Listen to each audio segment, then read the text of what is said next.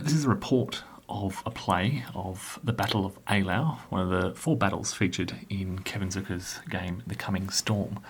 This is part of the Library of Napoleonic Battles, and it was published by Operational Studies Group in 2010. Now, I'll say from the outset that this is my first attempt at an LNB or OSG game. I was entirely new to the series rules, and so I played fairly passively on both sides. Now, at Eylau, Napoleon's Grand Army encountered the Imperial Russian Army under the command of Bennigsen. The battle took place on the 7th and the 8th of February 1807 on a very much snow-covered battlefield in the middle of winter.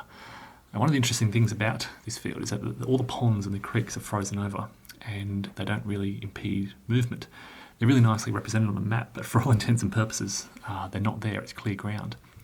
On the 7th of February, advanced elements of both forces had skirmished southwest of Eylau, and by that evening the bulk of both forces had arrived and were set for a much larger confrontation on the 8th, and that's where I commence here. The French began, as I said, with a rather passive advance and really a simple attempt to consolidate their forces. Now, they're primarily focused in and around Eylau, with their flanks sort of stretched out to the northwest and the southeast. Now, you may notice that despite the open information, because it's a solo game, I'm using vedettes in this scenario, mainly to become accustomed to their use and the rules surrounding them, and also just to see how they work in practice.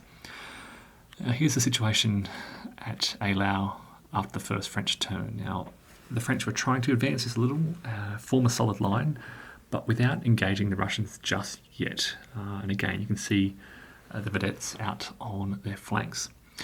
The Russian response was to put pressure on Eylau while also extending their line to the south. Now, historically, Napoleon struck at the Russian centre and left initially, and he tried to divert attention away to the north there, such that Davout could strike with his corps on the southern flank. In this case, I played so passively that Davout, who you can see here, had hardly any impact. In fact, there was barely any fighting throughout much of this area. Instead, in this image, Osterman has actually just advanced southwest after forcing a French retreat.